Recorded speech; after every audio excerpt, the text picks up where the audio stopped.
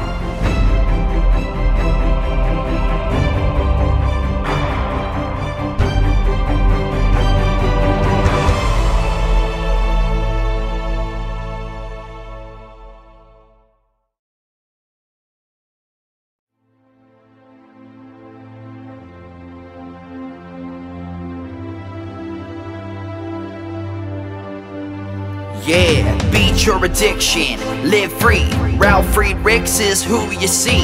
Listen in when you're feeling low. Take back your life, today's show. Beat your addiction, live free. Ralf Friedrichs is who you see. Listen in when you're feeling low. Take back your life, today's show. Stay positive, hope, and keep faith. Stand strong against any odds that you face. Put away the alcohol and the drugs. Fill your time with the things you love. Addiction is tough, but it's worth the work. Treat your body what it's worth.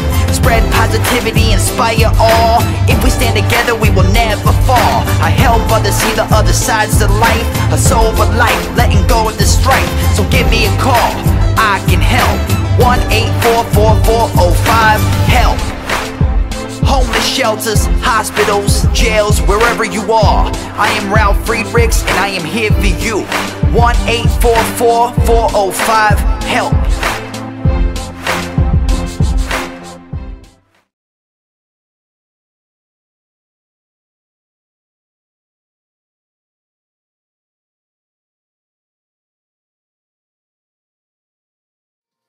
Is your glass half full, or is your glass half empty?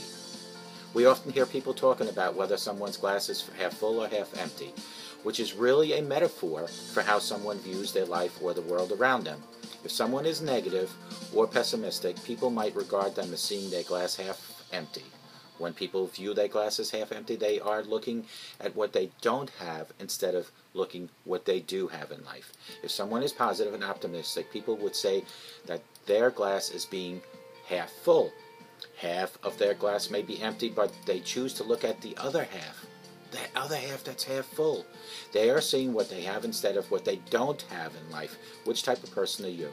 Are you looking at what you don't have in life, or are you looking at what you do have in life? If you're the type of person who sees your glass as half empty, think about what might be behind this thought. Have you always been negative and pessimistic, or is this a new way of viewing life and the world around you that just recently came about? If this is relatively new experience, perhaps it's a temporary experience and it will work itself out. However, if this feeling persists, or you have always viewed your glass as half empty, here are some of the things that you can do to make sure that you see your glass as half full. Get a checkup. Find out if there's anything physically or hormonal that's going on that may prevent you from feeling your best. When you are not feeling well, it's hard to be positive and optimistic. If you rule out any physical hormonal problems, investigate your mental or emotional status. If you're going through a divorce, recently lost a loved one, or are experiencing some other type of negative or depressing situations in life, then it might be hard for you to see your glass as being half full, and I understand that.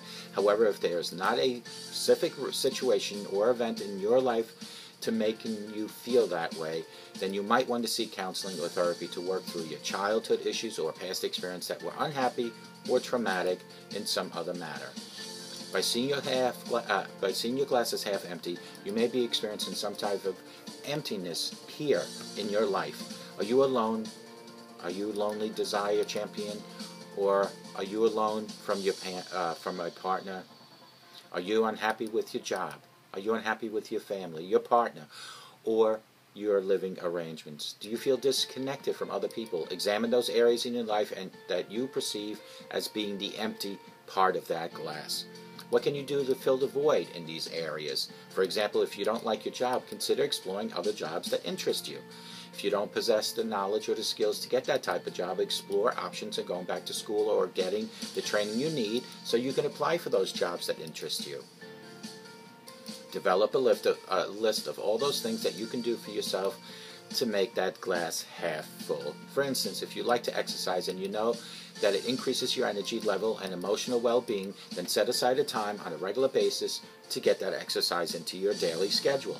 If treating yourself to a nicer dinner once a week makes you happy, then save the money to ensure that you get that one dinner a week. Invite a close friend to join you if you can afford it, or just go plain Dutch treat. Not only will you enjoy the great meal, but you will have a good friend to share that meal with. Develop a game plan to tackle empty areas in your life, which we all have. For example, if you're single and lonely, develop a plan on how to going out to meet potential partners. You can start off by letting your friends know that you are in the market again, that you could join a dating club, or you could place an ad online. Develop specific goals to achieve your plan, but start out with small steps, baby steps, such as attempting only one activity at a time, so finding a new partner is not overwhelming. No matter what is going on in your life, my friends, always remember that you have and how lucky you have it. I always thank my almighty Jesus Christ and God for having a roof over my head, clothes on my back, and food on my table to put into my mouth. So even if you don't have exactly what you desire at life this time, remember to look at what you do have and be so very grateful for that. When you are constantly being thankful for what you have, it is difficult to see what you don't have. If you are the type of person who sees your glass as half empty, explore what is going on. Get the checkup that you need and rule out any problems in your life and that are making you feel or experience the emptiness. Make a list of activities that you would like to make you feel better. Develop a game plan with goals to fill the empty areas in your life and to be thankful for everything that you do have. By taking these steps, you'll begin to start seeing your glass as half full again. That is how you start. We can all sit here and look at our glass being half empty. Is my Diet Pepsi, it looks empty to you, doesn't it? But see, it's actually half full. Watch what happens. It's half full. So I still have something to look forward to in this glass or this bottle. I turn it around, it's half empty, but I choose to say it is half full, that I still have something. I'm not going to think about what I don't have. Yes, I don't have $1 million, but I do have maybe a few thousand. Yes, I don't have a fancy car, but I have a car. Yes, I don't have a mansion, but I have a home. Yes, I am in great health. I could be sick. I have a family. I could be lonely. Do you see what I'm trying to say is that no matter who you are, what you have something. Even for you guys watching me that might be sitting in the homeless shelter in jail, you have a roof, you have a meal. That's better than that guy maybe on 34th Street in New York City that's laying in a paper box with nothing in the ice cold weather that we're experiencing this time. Choose to look at the glass as half full, because there is something in that glass which is better than nothing in that glass. I keep hard copies of all my shows. Call me at 844-405-HELP and I promise I'll get this copy over to you. And may God bless you. And remember, your glass is half full, not half empty. And may God bless you.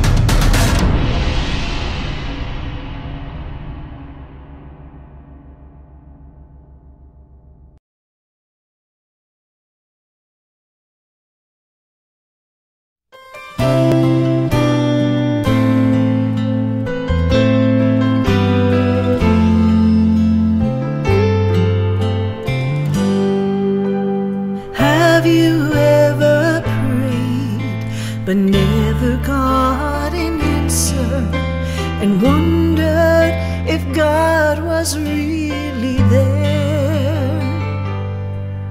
Did you feel all hope was gone, but in His time He came along and answered the prayer you thought was gone? There is no prayer too small, for God hears them all. The answer may not be just what you want, but He always knows what's right, even when we think it's wrong. Just remember, there is no prayer too small.